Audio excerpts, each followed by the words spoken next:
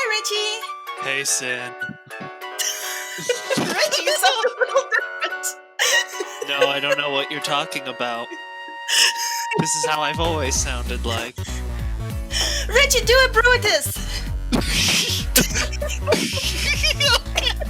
Lokey's regretting his life choices right now. No, I'm not. Hi, Lokey. Hey, Sin. Hi, everyone. Richie can't join us today, so it's just gonna be me and Lokey. Yay! Before we continue, could you introduce yourself to the people who may not necessarily know you and tell us what you're all about and all that? Hey everyone, my name is Lokey, or at least that's my handle. I've been a Souls fan in the English community for about 4 or so years now, I think.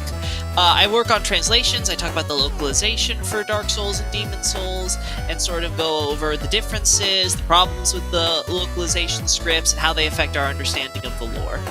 Thank you, Lokey. And can you tell us where people can find you and your work? You can find me on Twitter at Lokey_DS. That's Lokey_DS, Lokey. I think it'll be in the title for the video, though. And then you can also contact me via email. That's at darksoulsloki@gmail.com. That's darksoulsloki@gmail.com. One word. Thank you, Lokey. And thank you for coming on again. You came on a few times to explain things to us, and each time was more insightful than the previous one. Oh, you're gonna make me blush.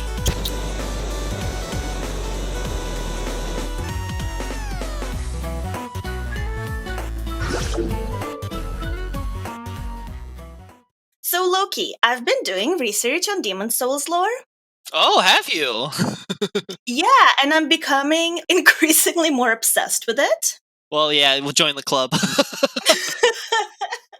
I know that a lot of the story is told through the environment. However, Demon Souls does have a few descriptions. Yes, a few. A few, yeah. And unfortunately, some of them have translation issues a little bit. Oh, yes. Yeah, so it's kind of hard to connect lore if you don't really have the proper understanding of the items. Luckily for the Snack Covenant, we know a guy! Oh, I can't wait for you to invite him on. It sounds great. Can't wait to listen to him. Lokey, it's you! Oh, wait, what? Wait, I thought we were just here to talk about and eat snacks. What the hell? Well, I do actually have rice with me that I'm eating as we're doing this podcast. Oh, so it's okay for you to have... You know what? I'm gonna go get some crackers. Look at me.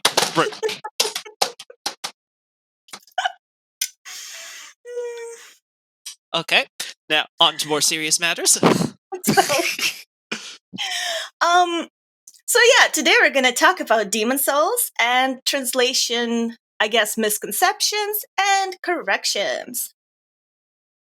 But going through like my Demon Souls research, I kind of had a few questions I wanted you to sort of clear up for me if possible. Sure, we'll go through them in order then. Okay, excellent. So the first questions have to do with the title of the game, Demon Souls. Oh yes, that's an awkward one, isn't it? It couldn't be demon souls like most people would think. It can't be like demon souls, the plural demons. No, it has to be demons souls, the singular. Explain it to me. Why is it like that? I assume that's because it's talking about the big demon, like capital D, as in the old one. I guess it's sort of the central antagonist. It's sort of the overarching like threat that exists in the Demon Souls literature, and it's a character. Well, I wouldn't even necessarily call it a character. It's more like a force that sort of exists and antagonizes sort of the entire setting, because it is basically responsible for all the other demons which plague the world. And there are many questions sort of connected to that I think you're probably curious about too, like what is a soul and sort of what is a demon. Especially with the remake coming up, there's probably many people who've played Dark Souls and probably know a lot about that lore, which may not necessarily know how that relates to Demon Souls. Right. So then, tell me, Lokey, what's a soul in the context of Demon's Souls? Demon's Souls. That's how I'm going to pronounce it now forever. So Lokey, tell me, what's a soul?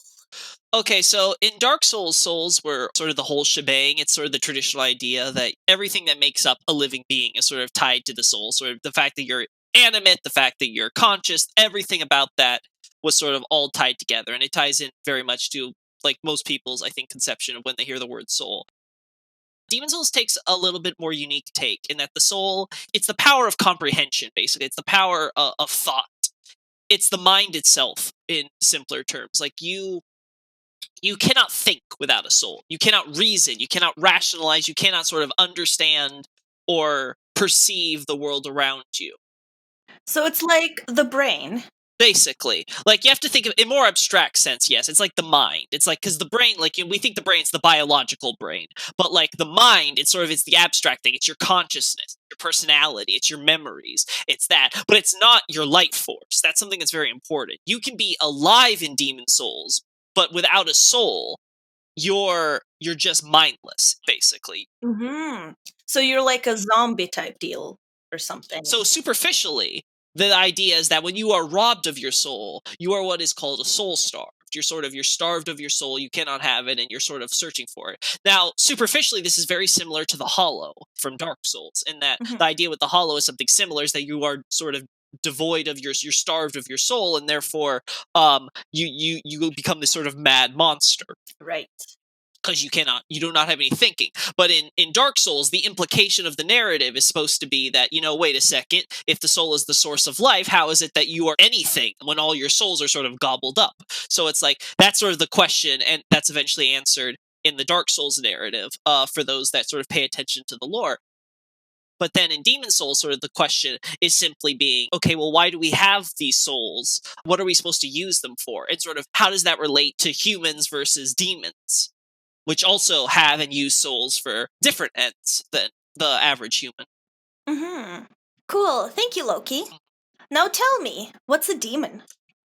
That's the $1,000,000 question, isn't it? In short, a demon can be defined as something beyond man. Like, that seems to be the repeated phraseology used, particularly in the Japanese script, is that there's always this idea that you are going beyond man. You've become something beyond man. And Miyazaki sort of toys with this in the narrative, in that there's this idea of that, okay, well, heroes are beyond men, like, they're beyond most or ordinary men, like, they're sort of like these, like, kind of almost inhuman figures with these crazy unbelievable feats of strength and power and all these things, right? But demons are also considered beyond men. They are also creatures of overwhelming power, but it's like, okay, well, God is also something that's beyond men. It's this being of, like, sort of impressive power and abilities, of which you oftentimes earns you reverence. And it's sort of like, okay, well, then, if this is sort of all of these things kind of fall under the idea of what a demon could be, it's sort of this thing that it's inhuman. It's like you cannot, like, associate it's doing so. Then really, what is a demon? And the series kind of shows that it really isn't anything particular. It's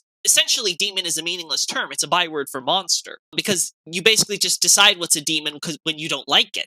But if we were to then, like, sort of try to find, like, a technical definition of, like, what separates the demons we encounter in Demon Souls from sort of all kinds, from sort of the every other race that's not considered them, it would be the ability to rob souls from people while they're still alive.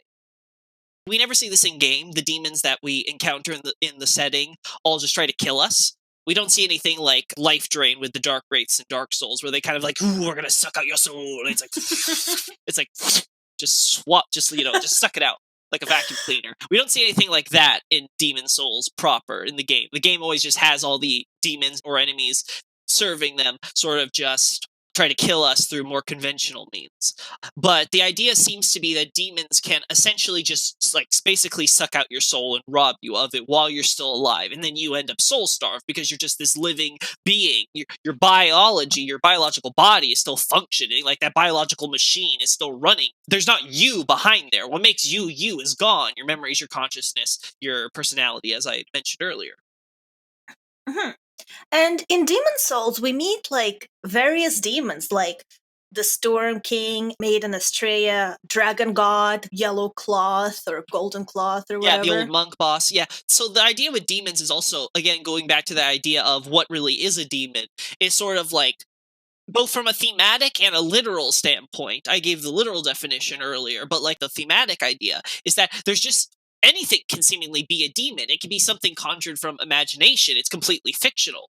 But the demons all exist because there is this fog that permeates the world from which they sort of ravage. And everything within the fog is sort of engulfed and becomes sort of part of this, I suppose, somewhat like a dreamland. I think, to give an analogy, I think Richard would compare it a lot to sort of ideas in Bloodborne, with sort of this idea of kind of like a dream world or something that's sort of a little bit more fluid in reality compared to, well, reality. And what we see is that there's creatures which are completely conceptual, which don't exist in any real form, but they're given form within this fog, and they are sort of demons made manifest from conception. And then there's examples of demons which are actual living creatures or animals. That wildlife that just exists, but they've sort of become demons and obtained this power to rob men of souls. And then we have cases of at least one legitimate case of humans becoming demons. So a demon isn't sort of limited by being like sort of anything in particular. And demons seem to be able to be conjured from thin air potentially. There's really no limit there.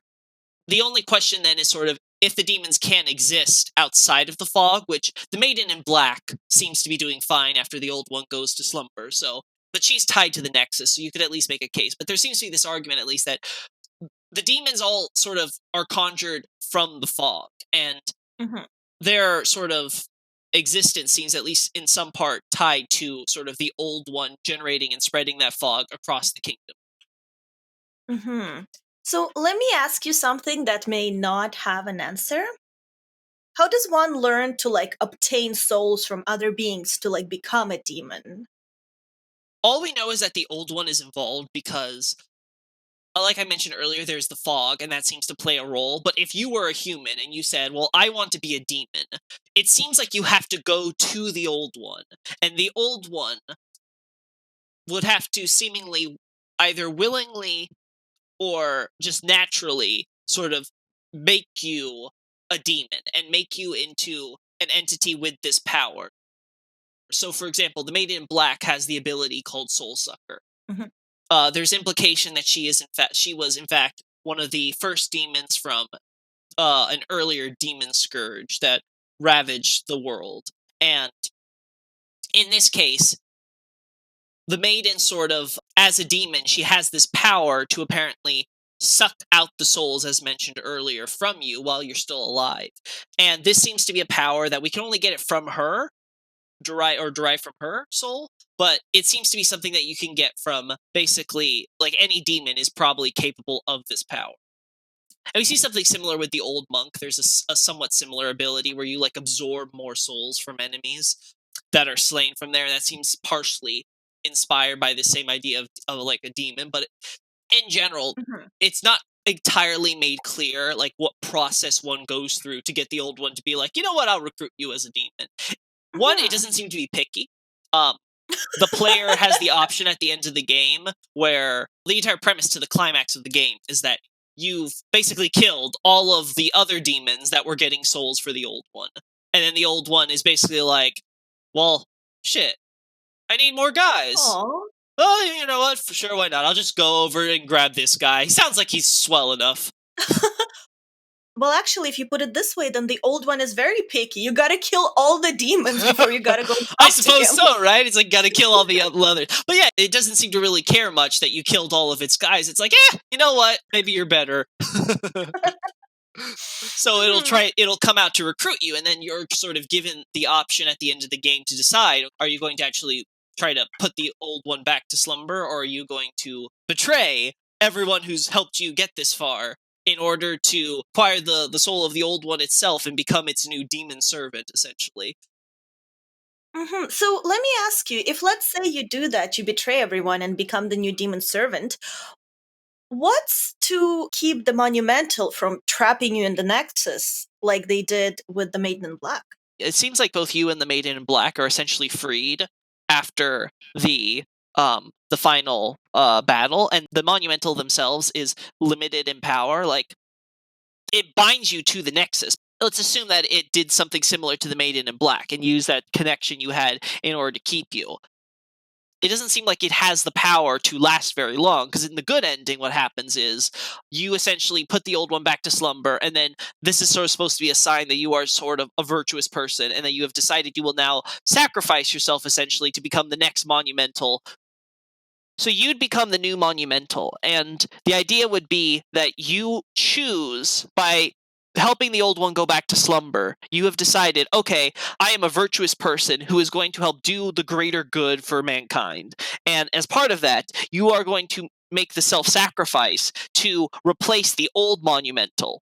Because the old monumental is sort of one of many who is sort of losing power and eventually basically like be drained of all the power that's helping keep the world together. So someone new has to take up the stand and become the new person to shoulder the world. And that's sort of the idea of that ending. So if you do the bad ending, presumably the Monumental's not going to be able to be around long enough to stop you anyway. Oh, I see. And there are no more monumentals, so you're like, whatever. Yeah, exactly. And I think this is a good segue to talk about sort of the setting in general. We've mentioned the old one and a few other things as we've talked upon souls and demons. So maybe it's a good idea to now sort of take a step back and look at what is the overall setting of Demon Souls, if I may. Yeah, I just had a vision. So, you know how you said you have to come to the old one to like ask to become a demon or whatever? I just imagine the adjudicator going to the old one and the old one being like, what the fuck are you? Like as soon as it like plops into existence, the old one's just like, can I get a refund? But actually, before going to the kingdoms, I just wanted to ask you something. Mhm. The term soul earth. So in Dark Souls, it's sort of the more traditional idea that magic's just sort of part of the universe. It's sort of like just part of existence, and it's this power force you can draw upon. In Dark Souls' case, sort of drawing upon natural principles of the world. In Demon Souls' case, all the stuff that you would associate with magic, but it's all derived from the soul. So it's derived from the power of thought. I guess in some extent you consider it similar to Souls and Dark Souls as it's derived from the power of like possibility, right? Because there is this idea of like once again going back to this idea of the conceptual and making it real, and we sort of use souls in order to cast magic like fireballs or water veils or all these sort of other crazy powers using demon souls and things like that.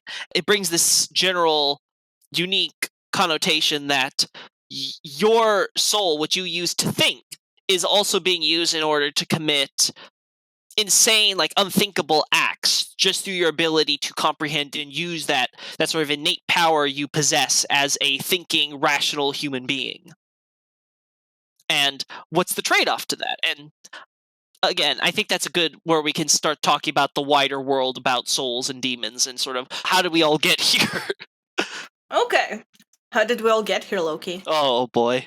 So the premise at the beginning of the game is when you start up the game and you see the first cutscene, there is basically a statement. It's not like a quote or anything as far as we can tell. It seems to just be a general statement of fact, is that God created the world on the first day. And like with the creation of the world, men were given souls, right?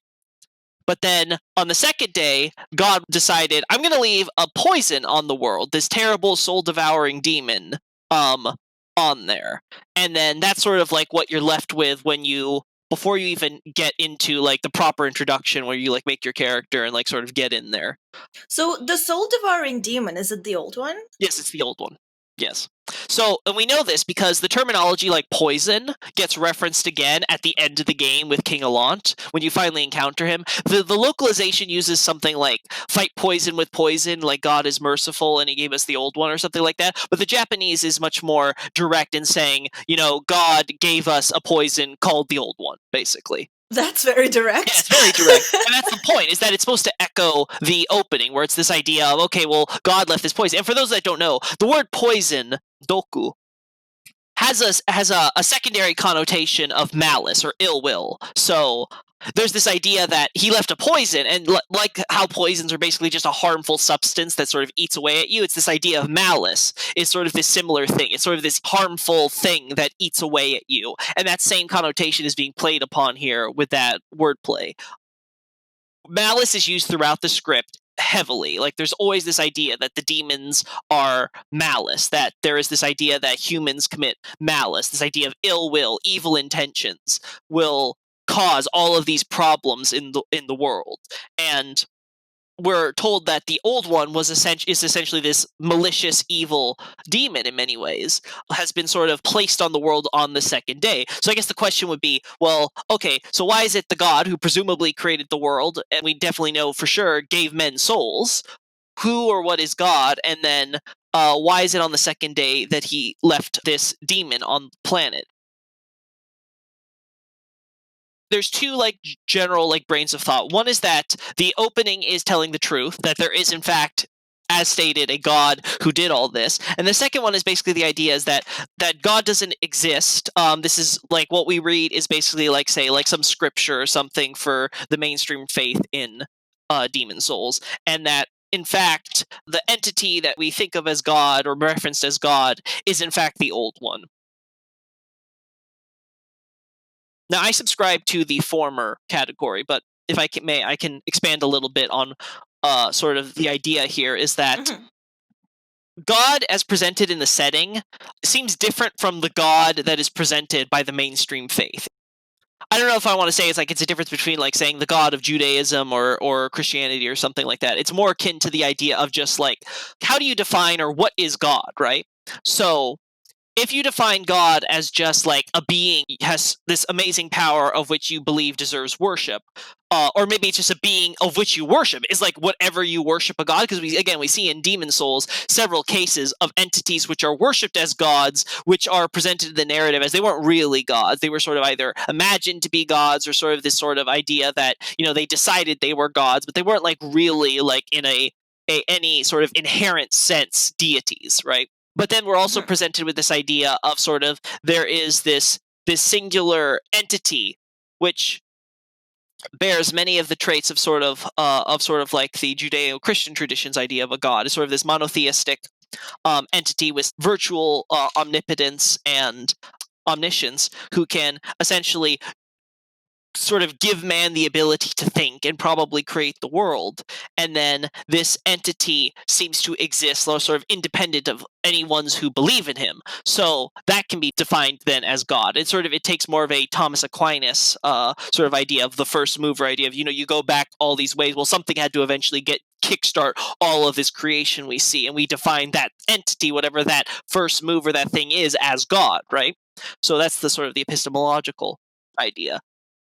The other side of this would be that, okay, well, maybe God doesn't really exist. Maybe what happens is that God is just the old one, and he's been mistaken as God by things. Because one of the points being made in the narrative is that there's this idea that God's like divine works are miracles, and these miracles are sort of a sign from God, and they're works from God, and all that. But the series seems to indicate with one character, one item description, that the one responsible for the miracles, or at the very least, the one that is sort of the main thrust for the power behind miracles, is the same one who's thrust behind magic, because miracles turn out to just be another form of magic.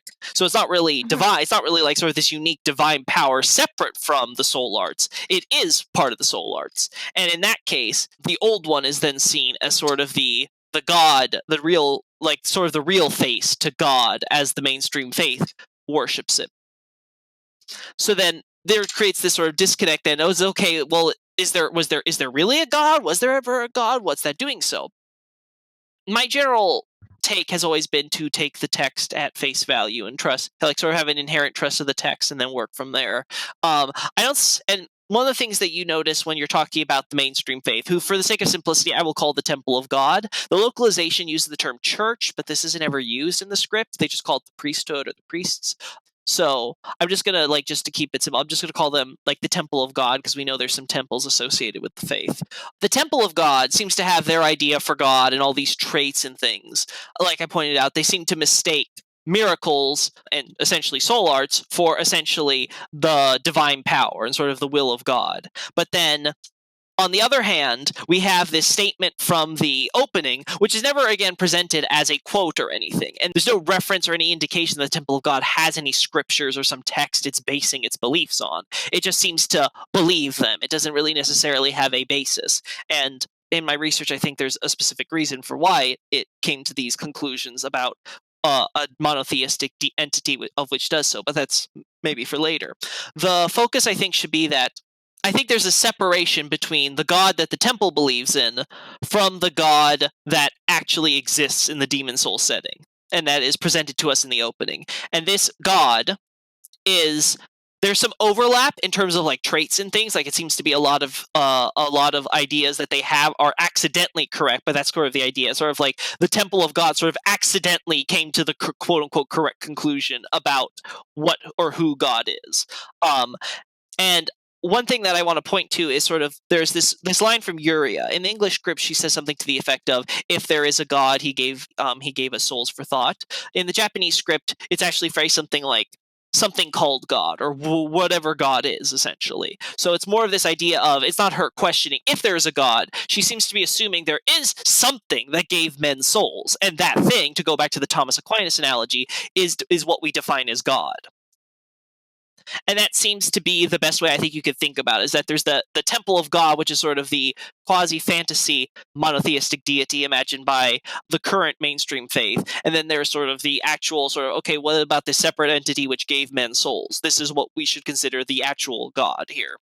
Awesome. Yeah, so this entity, this God, is what we talk about is, he created the world, he gives men souls, and then the old one is placed on the quote-unquote second day. Now, presumably this is like based on the idea of like common interpretations of like Genesis and the Judeo-Christian tradition, and it's not like literal days, you know, for an entity which probably exists outside time and space. What is a day to God, right? So this idea seems to simply be, the point is that, you know, day one, man was given a soul. Day two, God says, you know what, I'm going to put this soul-devouring demon on here.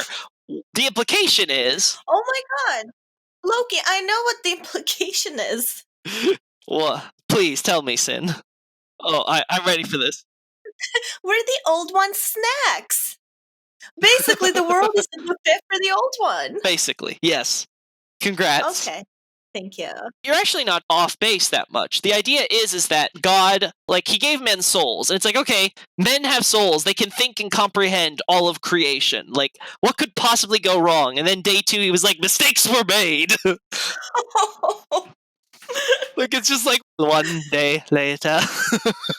Yeah. 24 hours later. I should never have done this. I'm gonna go make a new universe. I'll call it Dark Souls. Oh my Miyazaki god. is God confirmed. Oh yeah. So God put the old one in the Demon Souls world. Is it to just like kill us all? Because he's like, I don't like him anymore. So in Demon Souls, there is a weapon called the Northern Regalia, and it is sort of this mysterious weapon which is made up of two blades. One is called, I think, Demon Brand, and the other Soul Brand. I think that roughly means in German something like Soul Slayer, Soul Slasher, and Demon Slasher. Someone can maybe correct me on the translation. But the idea is basically that the sword is made up of like sort of these two halves. So there's a duality going on with it, and it's sort of united in one as a singular blade. But there's a mention in its description that it's not really known about, and even in the legends of the royal family in Boletaria, which currently owns it, it's not really, there's not really too much known about it. But what is stated is that it was left behind in the world, and the localization puts this as for malicious purposes, but the Japanese actually only says due to malice. So the idea is that this item was left behind along with the old one. That's an important detail to point out, due to malice. So the idea was that thanks to malice, God seems to have left not just the old one, a poison which was going to sort of devour men of all their souls, turn us into their snacks. Like, all your minds, mine. But not only do that, but there was also going to be this idea that God seems to have also left behind this blade. And this blade is interesting because the blade has the two halves of the blade each do their own thing. So one is it gets stronger essentially the more human-like your soul is, and the other gets more powerful the more demon-like your soul is. And both are, of course, like the idea being a soul branch is more effective against slaying humans with their souls, as if you were a demon, so it gets stronger as you're a demon. And Demon Brand is a weapon which gets stronger as you're more human-like, and it's good at slaying demons. So the idea being is that Okay, so you could go one of two ways. And there's another item called the foe and the friends ring, friend and foe. And the idea with these rings is that the friends ring, I forget the exact wording in the English, but the Japanese text essentially puts it that it's based on you having a human relationship, and it's based on you sort of becoming a good blue spirit, help out others and be generally a benevolent, beneficial force in the world, right? And then the foe's ring, the English words it as something like, oh, it's sort of linked with treachery. But what the Japanese actually says is it's linked with having a beast relationship. For those who are probably unaware, the old one is called in the Japanese version the old beast or the ancient beast. So when it's referencing that, it's making very clear. It's the idea that you are like the beast, the old one. You are a demon. You become something which does harm to men for the benefit of you, but at the cost of others. So it's the idea of you can either help yourself while helping others, or you can help yourself at the expense of others. And that's what the foe's ring does. And you become a dark spirit who invades and kills and ravages and all that stuff. So there's this idea that to be more human is to be more good, and to be more beast is to be more evil. And many fans of Bloodborne can probably already see where Miyazaki is in his creative when it comes to his narrative themes. Mhm. So, but the idea is very much there. This notion that sort of the more bestial, the more inhuman you act, the more evil you are, and therefore the more demonic you become, and therefore you become more aligned with the old one. So it seems like God left humanity with a choice. He left humanity the old one, and he left humanity the Northern Regalia, which sort of has this duality and has this inherent message of, okay, you choose. Are you going to be ones who commit evil or commit good? So the implication seems to be is that man was given souls to think. And one of the points Yuria makes is that the soul arts shouldn't exist. Magic shouldn't be a thing, because whatever God is, he gave us the souls to think, for thought, for us to comprehend and rationalize and be sort of thinking, beings. But instead, we use them for magic and all these things that can potentially harm, because magic is a tool in a sense. But the idea seems to be is that humans always get greedy, and we always want more, and we always end up deciding we're going to harm one each other for it and use this power in order to do so. So we're essentially using our power to think, our power to rationalize, in order to harm one another. And when we do that, God was like, oh God, no, what are you all doing? This isn't what I wanted. So he's like, okay, I'm just gonna drop this giant trash can here.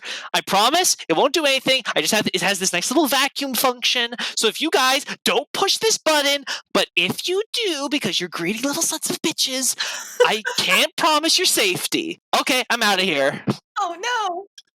That seems to be the idea, is that the creator of the world left man a choice. He gave Mhm. you the ability to think. He saw that you abused that power to think in order to hurt one another, and then he's like, okay, fine.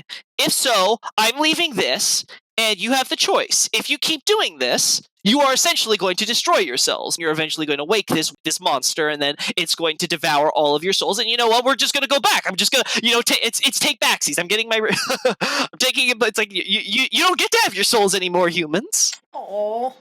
Yeah. So that seems to be the intent behind putting the old one on the planet. And so time goes by, and I divide demon souls into 3 eras, essentially.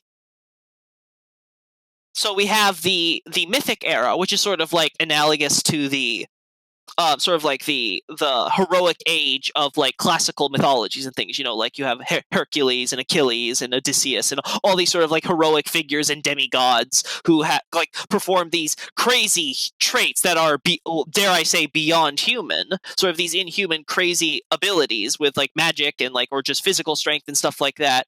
And we see something similar in Demon Souls. There's various references to characters from like seemingly the earliest period in history, where they were these legendary heroes who could do similarly like crazy stunts. So these heroes, they were demons then? Depending on how you look at it, yes, maybe. So, for example, there is Big M, and the legend of Big M is that the Japanese only says dragons, but the English only says dragons, but the Japanese text clarifies that he basically spent his time beating up dragon servants. The idea. In fact, one of the things I go over in my Stonefang analysis is I think that the M in Big M is supposed to be man. Like, the idea was he was the big man. And there's this general sense for the area that it revolves around sort of like this hyper masculinity, macho man image. And it's like, I'm big and I'm strong. And, I'm a true man. I'm a real man because I fight people with my fists. And, honest, because only true, honorable men fight with their fists. They don't fight with those swords and guns and all those things. Like, we're just going to go for some fisticuffs. It takes all those sort of like hyper masculine stereotypes, and sort of like that seems to be the idea of epitomized with Big M. Is he was like sort of this Fist of the North Star type of fighter, and he ended up just basically beating up dragons and slaughtering them to death. Oh my god! And let me ask you, who was Big M? Like, do we find him in game ever? We. To an extent, we probably do, and that we could talk about that a little later.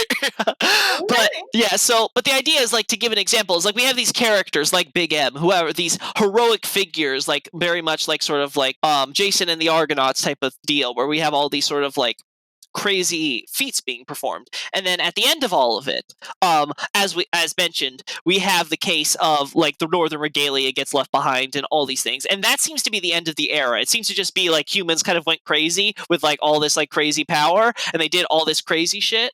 And implicit in God's reaction is that they were doing some nasty, immoral stuff on top of that, and then it's like sort of the biblical age of the Nephilim when the sons of God marries the daughters of men and all this, and sort of you have all these heroic like demigod like figures running around, and then at the end of all that, God's just like, okay, you know what, no, like Noah, get the boat. Lol. So the old one essentially facilitates sort of the idea of the Noah's flood, but it's a little bit more optional. It's not like, you know what, I'm just going to wipe the slate clean. It's sort of like, I might wipe the slate clean. I'll leave it up to you to decide. Are you going to still be shitheads? And then that's the Mythic Age, as I do, and that seems to end. Then we seem to enter what basically a pagan era, which is this pagan age is essentially defined as you have all these sort of like, I guess the best analogy would be, okay, now we're in proper classical antiquity with like the Greeks and the Romans and sort of all these, the ancient Egyptians, sort of all these sort of old civilizations with like sort of their own conception of the divine and magic and all these things, and they each of these cultures sort of do their own thing, and then this era seems to end with what the localization terms the first scourge. This isn't actually a term in the Japanese script. It's just referred whenever like sort of the demon like events are referenced. It's always talked about as like a disaster or a calamity. But let's use the localization term for simplicity's sake. So then the first scourge, quote unquote, occurs. And this event is seemingly the event where basically humans got so greedy as they had their own like idea of magic, right? So they're these fragmented cultures, and they're not as strong as seemingly in the Mythic Age era, but eventually they're still like playing, using souls for stuff other than thought. They're still using magic. So then the answer becomes, okay, well, eventually, and this goes back to the monumental civilization had become the crown of the world, essentially. And in that capacity, the Monumentals decided, you know what? Let's go to the next level. Let's wake up this giant eldritch abomination that just happens to be on the block. Like what could possibly go wrong? And well, the old one woke up and said, you know what? Time to eat. Snack time. Yum, yum, yum, yum, yum. You should invite the old one to the snack covenant. I'm sure he would be charmed. Oh my god! Yes! The fucking pause.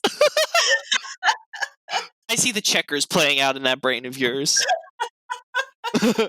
Anyway, so then the first scourge ends up occurring, and then at the end of that, we get the third period, which is I term it as the medieval era. This is when we start seeing sort of the classical medieval European fantasy style setting that we're familiar with in Demon Souls proper, which is sort of characterized by being a land that up until recently was basically absent of the soul arts. And in this sort of soul art-less era that the Monumentals banned after the events, because, they realized, you know what? I think we learned our lesson now. And during this sort of like magicless era, men sort of develop, and we see the rise of the Temple of God, and we see the rise of Boletaria, and various other sort of civilizations that seem to have rebuilt or been formed after the after the events of the first Scourge. And then finally we get to the second Scourge in Demon Souls proper, and that's where we start the game a few years into that. How many years do you think passed between like The different eras, you mean? yeah? How many years are there between each era? So the mythic era is sort of like the age of chivalry. Like it's always the time before. Like it's like, oh, if only things would be like back in the good old days of King Arthur and the Knights of the Round Table and all the honorable thing. It's like, okay, well, when was that? You know, it was before then. They were like, no, it was more back then. Oh, when are we gonna get? Well, I wish it was back to that age. It's okay. Well, did it ever happen? So the idea being is that the Mythic Age seems to have been so far back, we can't really date it precisely. I've come out on a podcast previously and said that I think I date the Pagan era, at least its end, to about 300-ish years ago, based on several item descriptions that, at least in the Japanese script, are a little more specific, and then some inferences about generations and things like that regarding characters and lineages and families and stuff. Maybe we'll talk about that in more detail later. But the events of the current setting, which is like when the second Scourge starts, and then before we enter the fog and sort of become like, you know, in the game proper, that seems to be like around like 5-ish years have passed. There's several mention that there's one case of an event occurring quote unquote many years ago, and then there's other things about characters that have only arrived again these several years ago. So there's this idea that some characters have only like entered and like or done things of relevant note a few years, so like 2 or 3-ish we're talking about, and then others seem to have gone a little bit further. So we're thinking like, you know, 4 to 5-ish, right? And it seems like generally it's been less than a decade since then, and that the major events where like magic comes back and stuff, it's been like maybe 2 to 3 decades since that point. So we're thinking something like, I guess in terms of like the whole like events that get referenced for most of the setting, most events we talk about in the game occur within half a century. Okay. So I have a question for you about the era where the Monumentals lived. Okay, sure. Basically, we find out information about the past, some of it from the Monumental that we meet in the Nexus. And they explain to us in the English intro that in the distant past, under a benevolent rule, the world was united owing to the Souls Arts. But you say that's not exactly what it says in the Japanese intro, right? Yeah, so there's no mention of it being like, oh, this benevolent rule. So I'm assuming the localization threw that in because they want to like either highlight the Monumental's arrogance or something to that effect. But we're never told like, oh yes, if things were so great, like it was like a utopia when we were like in charge.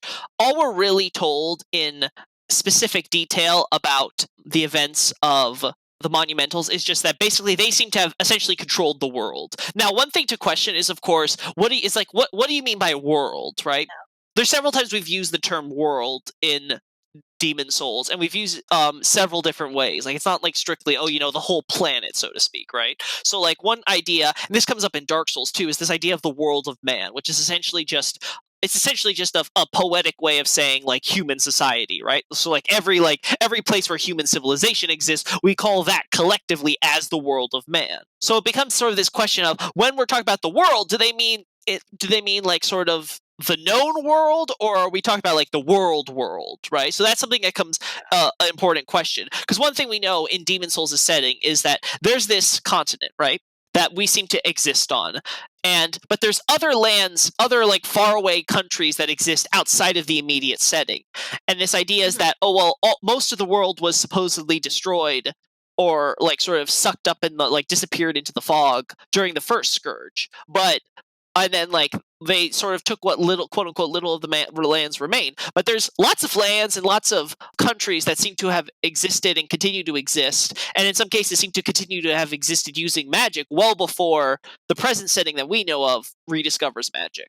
So there's this strange implication of, okay, well, so was it really like the whole world in truth? Or are you talking about, is this like a old world, new world, like European centric type of deal where it's like, you know, like everything that we know about on the map, we consider that the world, and then like everything else or beyond it, we like it doesn't exist. You know, it's like it's just like infinite ocean or something, or like something like say the Far East and stuff. So it's like that's something that's worth questioning and I think discussing, and in the community. And then one other thing that's worth noting about the Monumentals and their rule is just that it doesn't necessarily seem to be that their control of the world was good or bad. Maybe they like actually like conquered all the territory. Maybe they were just ruling through like proxies and things like that, or they Mhm. just had like hegemony, like sort of like kind of like all these like other nations were that maybe have existed, because we know that there was other cultures and civilizations that seem to have existed alongside the Monumentals. They don't seem to have been like part of monumental society or culture, right?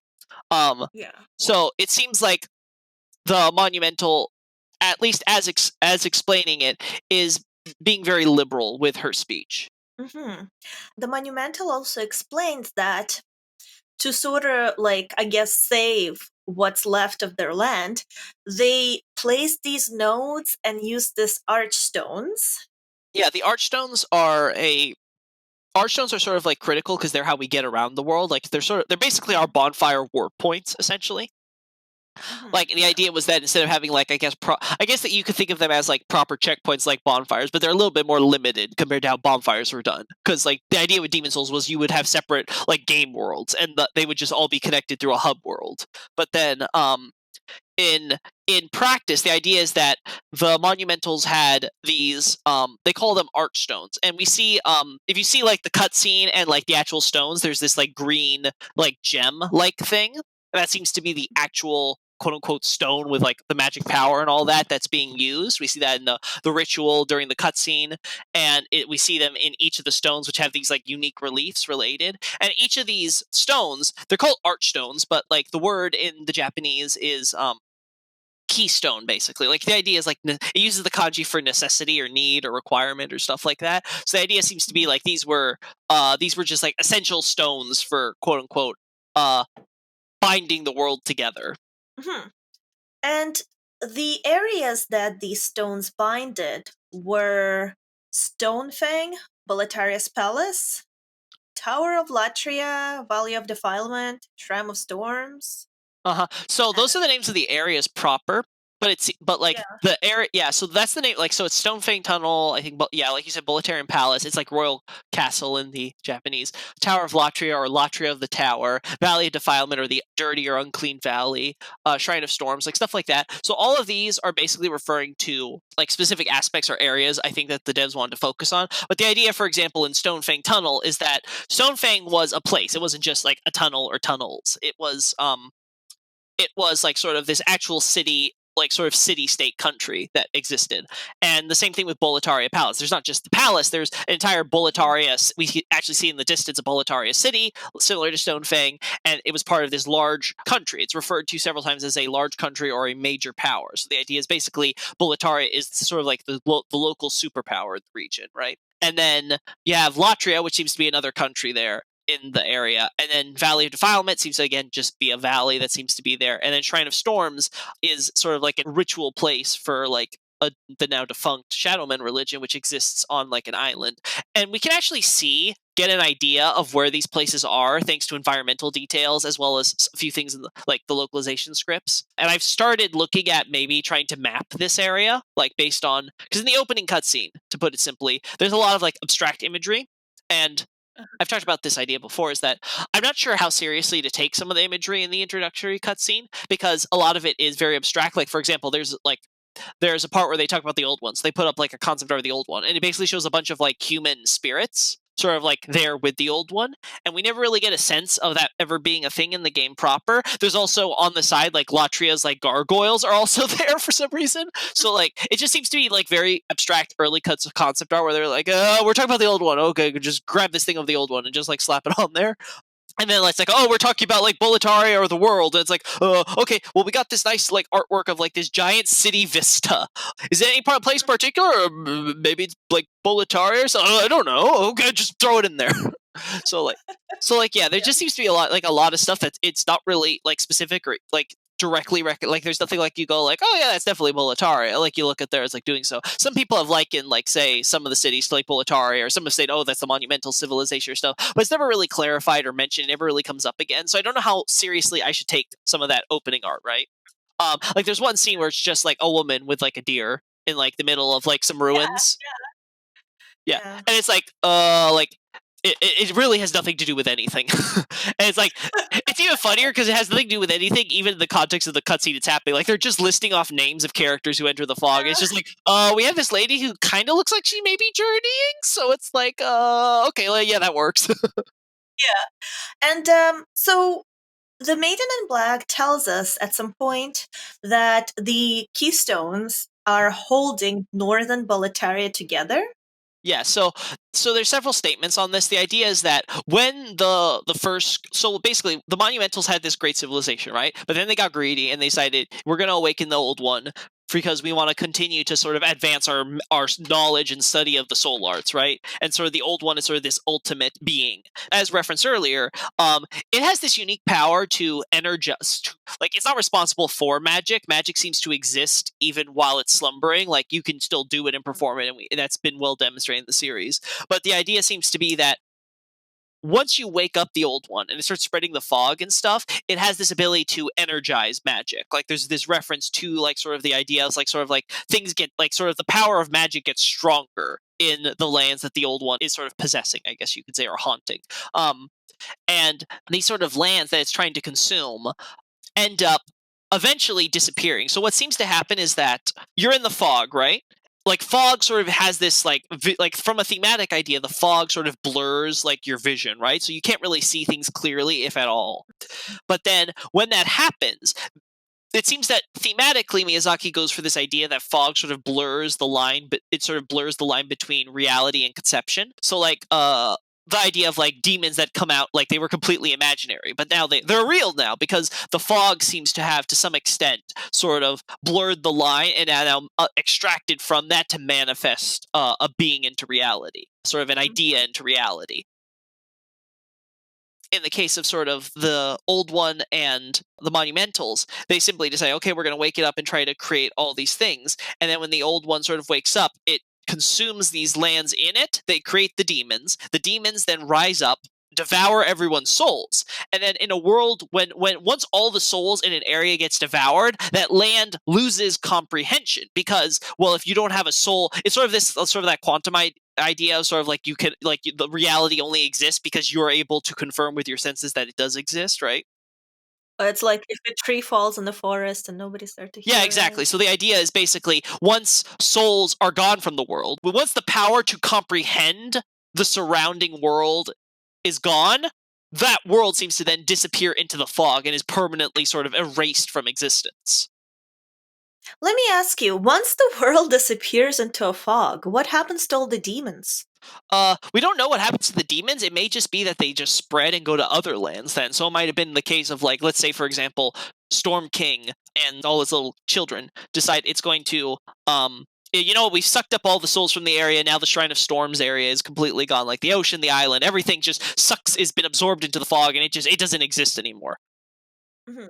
Okay, so that all happens. Well, it just is gonna fly over, I guess, to Stonefang or something, right? Like, so it's gonna just, like, go over to the next land. Like, the general idea seems to be is, like, yeah, they're gonna suck up all the souls, and once they're done, they're just gonna move on. And, like, for example, the old one is codenamed in the files the diffused one in Japanese. So this idea of, like, you know, the fog spreads and it diffuses across the lands, right? And the first boss we fight, it's called just Vanguard in English. In Japanese, it's referred to as the diffused Vanguard. So it's this idea of that it's spreading and going. So it seems like the idea behind making this the first boss was that when you first enter and you seem to be, like, on the ends of the earth, basically, like, or I guess ends of the earth inside the fog, I should say, right? Yeah.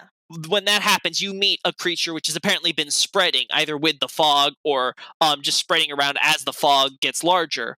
And it's just sort of like, oh, you know, it's just moving around. And again, we see another diffused Vanguard in Shrine of Storm. So this idea is that they get around.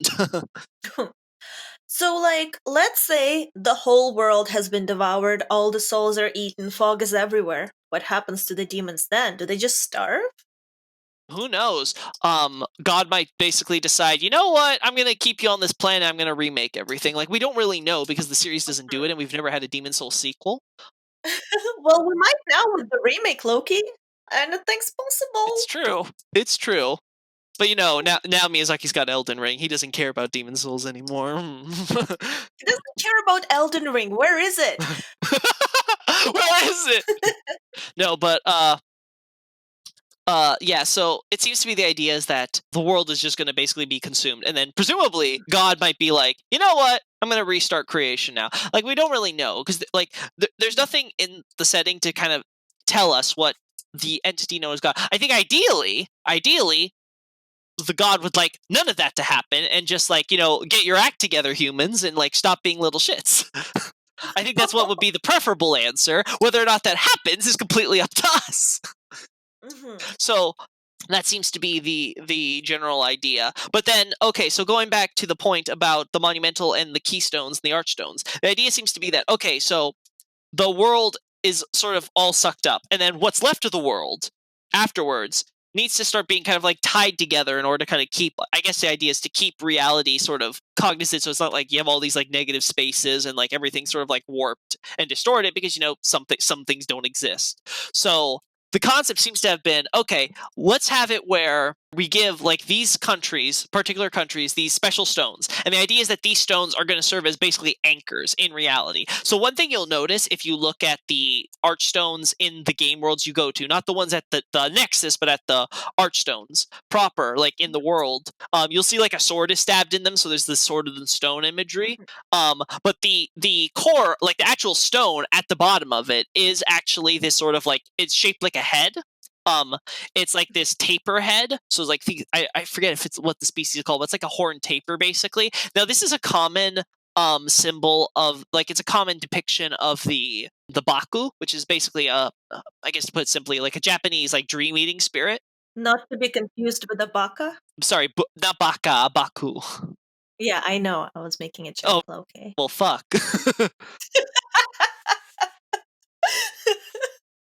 You gotta scream these buff by me beforehand, otherwise I'm not gonna get it. Thank you. This is why we need Richard, so that way he could be the one who responds to your questions. To your Richard's response would have been like, no, Sin, it's not a baka. So the idea with the Baku is that it's basically a dream eating spirit, and to put it simply, and then the this ties in nicely with its purpose, because the idea, of course, is that you have this fog which is sort of sucking up the world and sort of like blurring the lines between anchor and reality, and then it's sort of like this conceptual like dreamland, as I've described, sort of kind of similar to Bloodborne. And then you have sort of this sort of like stone shaped like a Baku, so you kind of have this idea of like, it's devouring the dreams, like it's the anchor which is sort of cutting through this fog and making sure that no, land, you are going to stay here. Like you're still existing. let me ask you, why did these lands specifically get the Archstones and not other lands? Part of it seems to be that they seem to have been some of the only lands left. Like I said, this depends on how you interpret the monumental saying world. Mhm. Like if it's the whole actual world, these might have been literally the only countries left. If you interpret it instead as just being like the known world at the case, it may just be that, like, again, every other, like, basically everything else in the region was basically gone, and then like, okay, we got to stitch up what's left and keep it together in order to hold reality, so not everything Mhm. not all causality falls apart when the fog after the fog is gone. And the answer, once all of that happened, was that, okay, we're gonna give it to you, and you. Okay, so we've banned the soul arts. No one use magic. We've put the old one to slumber in the Nexus. Everything's good. So there's a lot to unpack here. Yeah. But first, Loki, do you remember in Bloodborne there are the Dreamlands? Yes, I'm vaguely aware. One of these days, I will actually play Bloodborne and actually know its lore inside and out. You are our Nice. resident Bloodborne expert right now, Sin. Feel proud. Yay. And you know how, for example, there's the Hunter's Dream, right? Yes. And it's basically this, I guess, a little mini island that's floating in all this fog. Uh huh.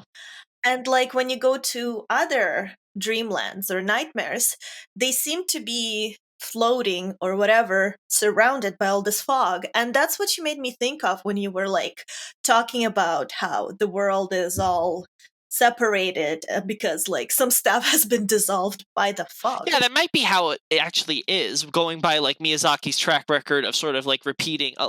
He likes to, a lot of things we notice when we go through like sort of different games is that even when Miyazaki sort of changes up the narrative or changes up all the specifics, he has a habit of going through and sort of like expanding on ideas he's had in past works he's done. Like, it's sort of like it's still on his brain. Like anyone who's like seen like gone from like Dark Souls 1 to Bloodborne to Dark Souls 3 can see how the man sort of like kind of keeps these ideas and he brings them into other series like at the forefront. And so like he does Bloodborne and then he still has blood on the brain. So he starts a lot of things in Dark Souls 3 either intentionally or accidentally just end up tying in a lot with blood and things like that. Like that just becomes the imagery a lot of times. And it may be a case that when he's working on stuff like Bloodborne and things, and Richard has talked about before, I'm sure with you, and I know with me for sure, that there seems to be some connections that they had, like, they were definitely at least heavily inspired by Demon Souls when working on Bloodborne, especially in the early stages.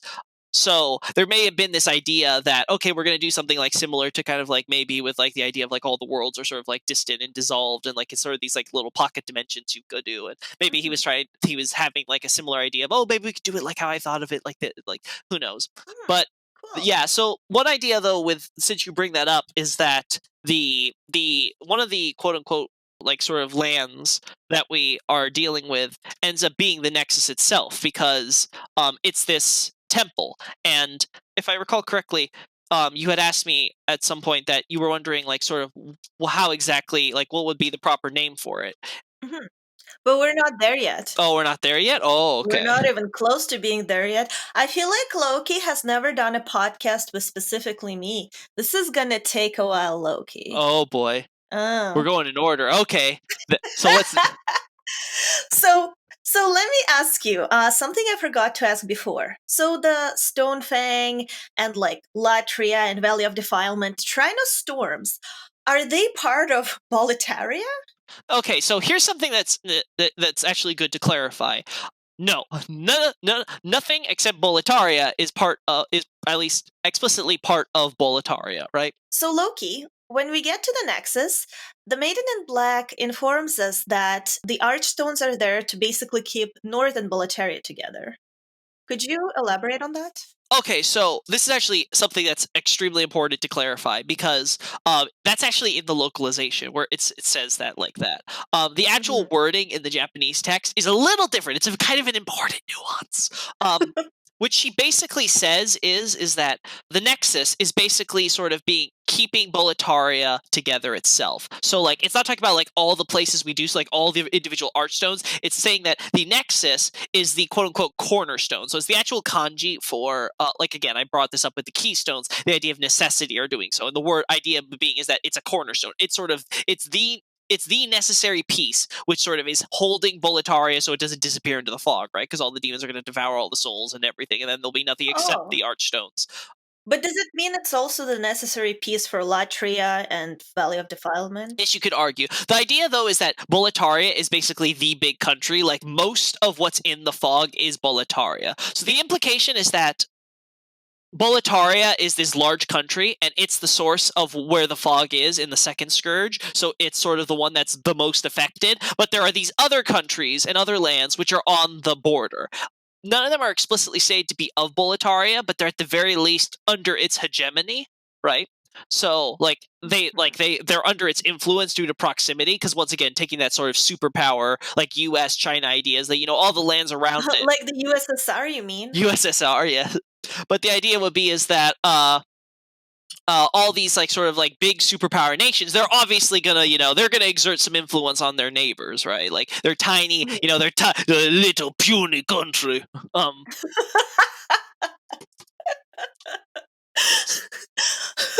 Canonically, Boletaria is the Union now. Excellent. you know what? There's the northern limits there too, and you know you could just think of that as just basically the top of Russia. It's like Siberia. Okay. It's like Siberia. You go to where the giants are in Siberia. Oh no, the Gulag is broken. Aye, aye. So no, but the idea is basically that Bolitar is this large country, and in fact, I've done work on working to try to get a map going, right? Mhm. So in Dark Souls, we don't really get like a full like world map or anything like that. We don't ever get that. But in Demon Souls, like I was talking about with the introduction before we got off track a little bit, was that Mhm. there is one image that I've been investigating to see if we can consider it a reliable source on map. And I'm sort of leaning on yes, but like I'm still not 100% sure, but at the very least, it's worth thinking about. And let me bring that up quickly so that way we can look. Demons Mhm. map. So, could you tell me what land each number corresponds to? Okay, so 1 would be marked as Boletaria Palace. 2 would be marked as Stonefang Tunnel. 3 would be marked as Tower of Latria. 4 would be marked as Shrine of Storms. 5 would be marked as Valley of Defilement. And 6 would be marked as the Cut Northern Limit area. Excellent. Thank you, Lokey. Perfect. So for simplicity's sake. So, and it's this is something that we don't really get a clear image of in the introduction. It's very quick, it's very forgettable, but it's the only real image that sort of has any like sort of seemingly basis in like actual what we see here. So one of the things that we look at through geography of the various areas we explore and the actual what's the word items and stuff like the environmental details helps us sort of define, okay, where are all the various places. So on the map here I sort of have this, the first one is at the center seems to be Boletaria, because again it's sort of it's sort of ground zero for where the fog is, and obviously everything else that gets captured in the fog other than Boletaria would have to be somewhere around or near Boletaria, so it makes sense that it would be the spot that we have it smack dab in the middle of the map here. And you can actually see Boletaria is like when we first spawn into the area in front of the palace, right? Like when we're at the entrance gate, Uh-huh. we see that there's a river running through, and that river flows all the way down, and there's a city, which seems to be like the Boletaria city proper, like the capital, at the down the river, and then past that is a large lake. Like it's really far in the background, but it's this huge like lake that you can see sort of on the horizon in the distance there. So this idea is that the river sort of travels down to a lake, and if we look closely at the map, for the audience who can see this right now, it's at point 1 that I have here, is that we see this, there is in fact a lake with a at the end of a river here, and we can actually see something that looks kind of like a city or a castle, sort of like little marker along the river here around the same area where Boletaria Palace is. So this seems to be, at least this area seems to be accurate to what we end up seeing in game, right? Then Stonefang Tunnel seems to be located somewhere on the east side of Boletaria. So there's several items related to the east. There's I think it's called the Chris Chris Blade in English, right? Yeah, so it's this it's basically a Chris. Now for those, I think if I remember correctly, a Chris is an Indonesian dagger, and it's associated with rituals and things like that. And in the game, it's portrayed as like a magical dagger for like conjuring and things like, and rituals and similar. Like basically, it's similar. It seems like there is a proxy for like the Indonesia in the same way that there is a proxy for Japan in Demon Souls and pretty much every Miyazaki game except Sekiro, because then it is the setting. But like the idea being is that it looks like there, and we find various from, again, proxy Japan. There's also like Master's Ring, Ronin's Ring. We find several items located there. It's not as heavy as another area we'll talk about quickly, but the idea seems to be is that, okay, Stonefang seems to be having some contact with the quote the far east, so to speak. And if you look at the map, you can see there's another continent on the far right area. So it seems like, okay, there is in fact a more lands, and that would have more, obviously more countries and more peoples there, right? So we get where like, okay, not Japan probably comes from like that continent or somewhere over there and stuff like that. And then we get into, okay, well, Stonefang proper, when we go to the area, we're at the mine, and the mine is on this mountain, and like on the end of the mountain where we can face away from the mountain on, we can immediately see there's this large city, right? And the city is once again being placed along a river. And it's not really, I think, visible because the mountains are in the way, but the river actually does split into two. I guess it forks in two. And then from there, we can see on the map where 2 is, we see again a little marker for a city or a town, like some kind of little symbol there. And then on a river right before the fork is, just like how it appears in game. And if you actually look closely, you see there's a Boletarian carriage, sort of like there's a destroyed bridge over a small canyon, and that bridge has like a Boletarian carriage which is broken down and fallen. We don't see the horse there or anything, so I guess he fell.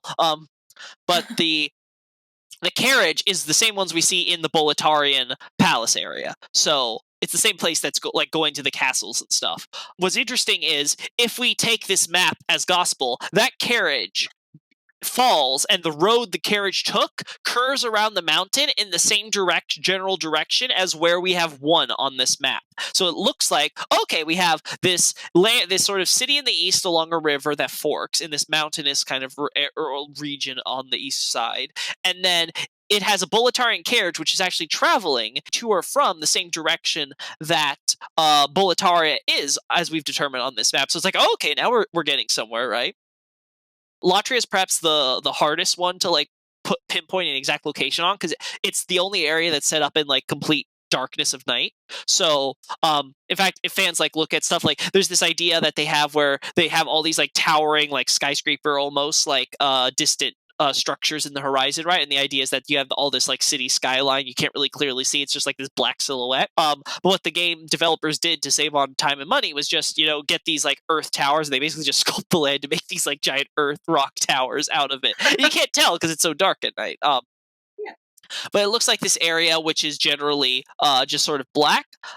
We've tried to look at the idea of maybe there be like a lake or a river connection to air, but that doesn't seem to have panned out, at least nowhere logically, and it's not really visible anything that you can see again in the distance or anything like that. So it just seems to be, all we can say for certain is that Latria is somewhere south. There's a lot of items related to the south that are connected there, so it seems to be somewhere sandwiched between the south, like generally the southern countries, and Boletaria, so it's somewhere between there, and I put it in where you see 3, generally, where we again see some like symbols marking what looks like some like settlement structure.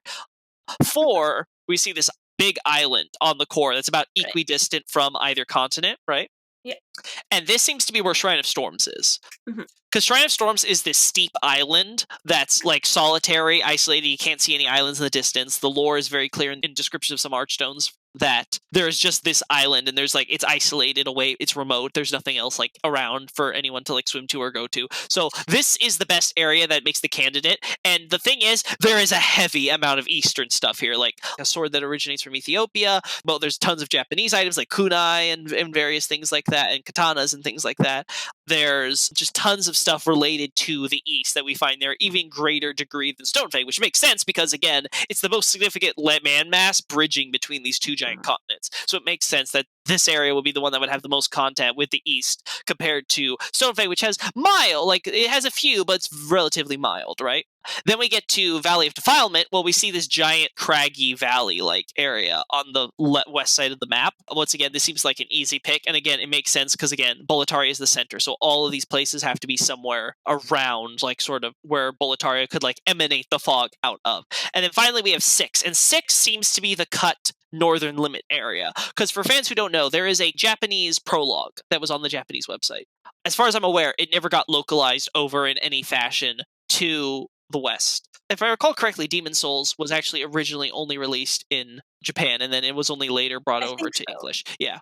Among the things that didn't get translated over with all of this, there was this idea that the North, and again, keep in mind, like, north for Boletaria, which is already in the north, apparently. If we go by everything else, it's like, oh, it's the northern country. But, like, the idea being is that there is this hinterland of icy mountains, which we can see here on the map in the northern area, at least the mountainous part. Presumably they have snow. But the idea is that you sort of have this hinterland of icy mountains at the limits of human civilization. So again, it's this idea of, okay, well, Boletaria is to the north. If it's a hinterland, where is there going to be a hinterland except, well, to the north? Like, it has to be further north than Boletaria, right? If, like there's people everywhere else. There's people to the west, people to the east, people to the south. So it's like, okay, well, I guess there's only north. And then it's at the limits of human civilization. So we know that the northern limit area was supposed to be an area for the giants. And again, it says of human civilization. It doesn't mean civilization total. So there could totally be, like, giants and non-humans living and settling there. And that's maybe part of the reason why humans haven't settled further north. But it all makes sense because, again, it's bordering Boletaria, it's up there, and we see, like, there's this, like, little, like, fortress structure, and then there's this long bridge over what looks like a lake with, like, maybe a river seemingly up there, and then, like, this large like, city or something structure.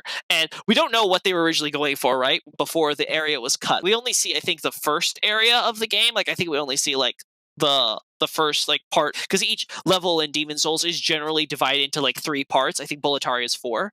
But the general idea is that you have these various parts, and they give you, like, sort of, like, different, like, flavors for each area. Like, one of them has, like, a different theme going for it than the other.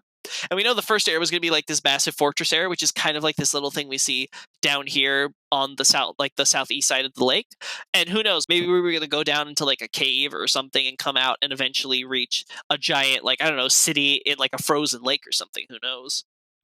But like this seems to be the best candidates I have here on the map for where these lands go. Okay. Like I said, I think Latria is the most variable because it could be further south, it could be who knows where.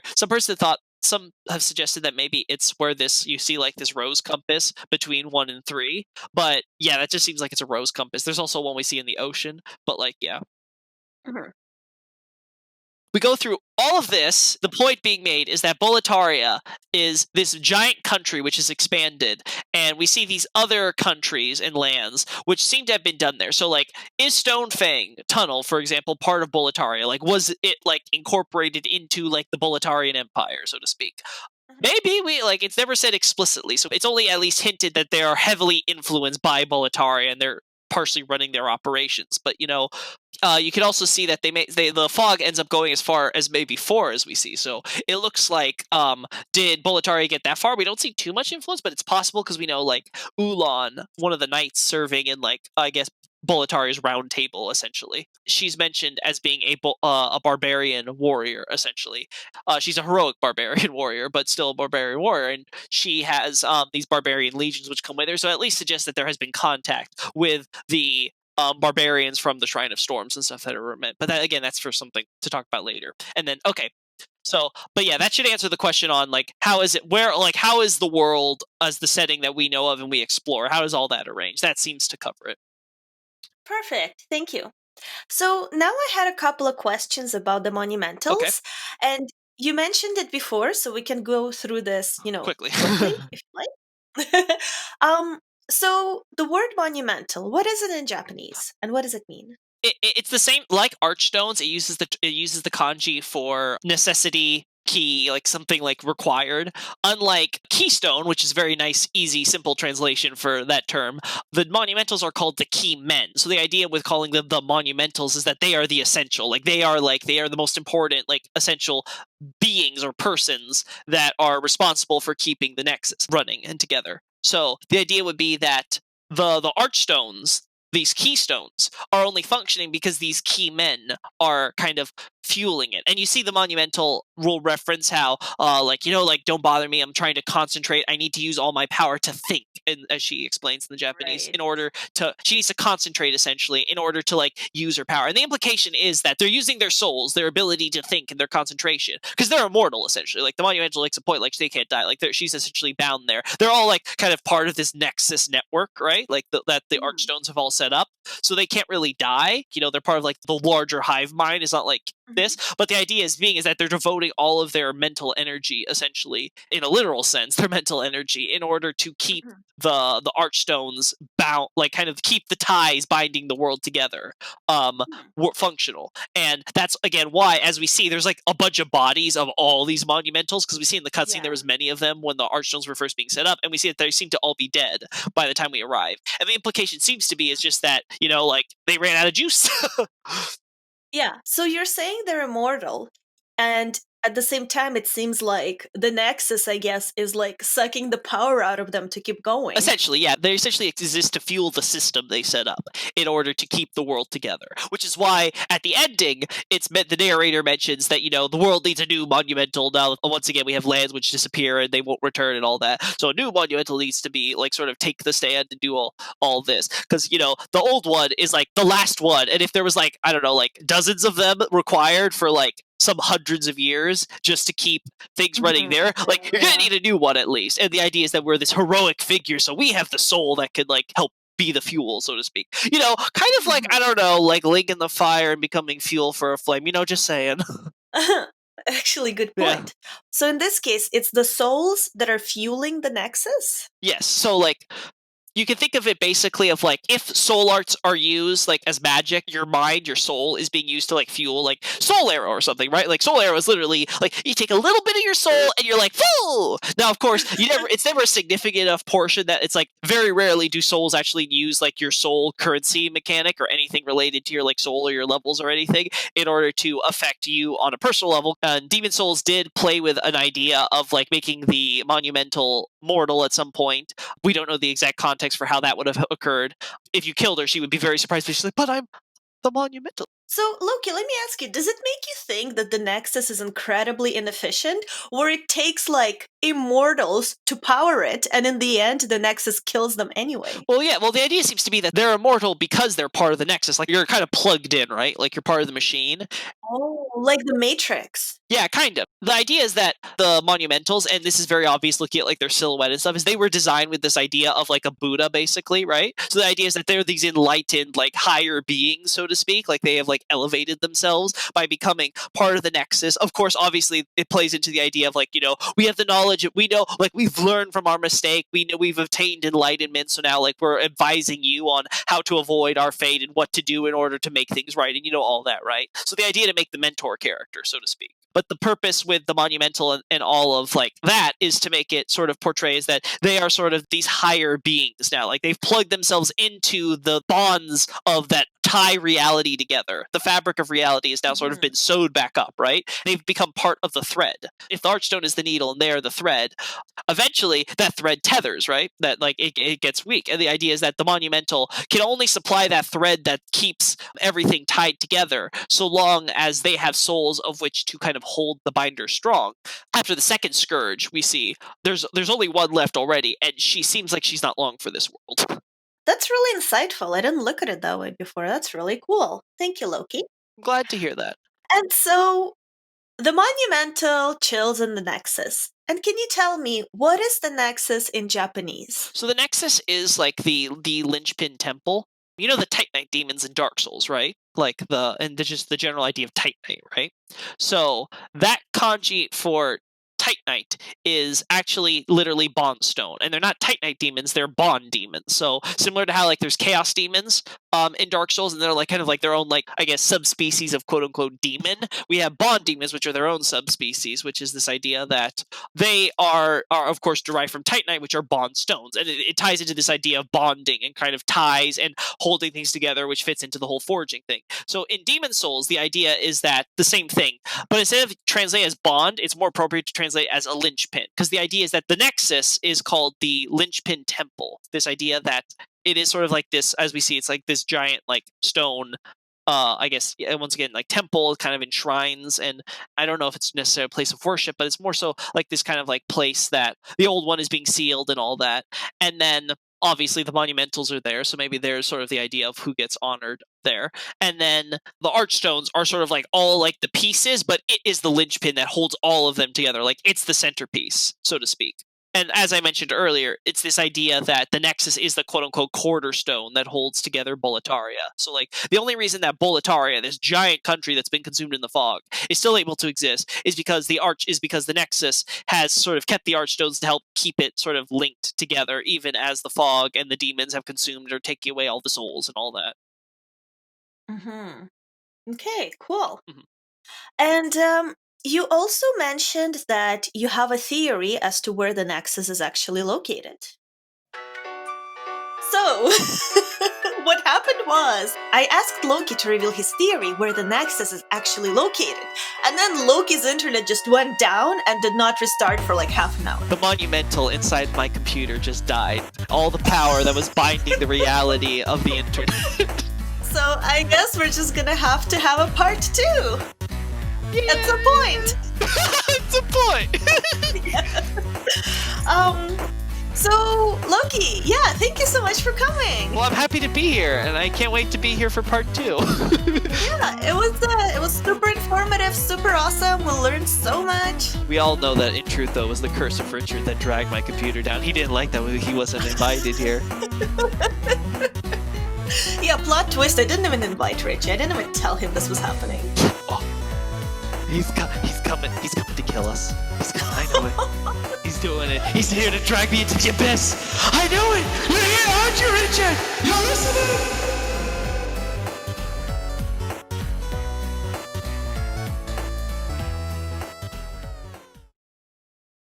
Sorry I'm late, I was playing Demon Souls and I got stuck on the fight with True King Alan.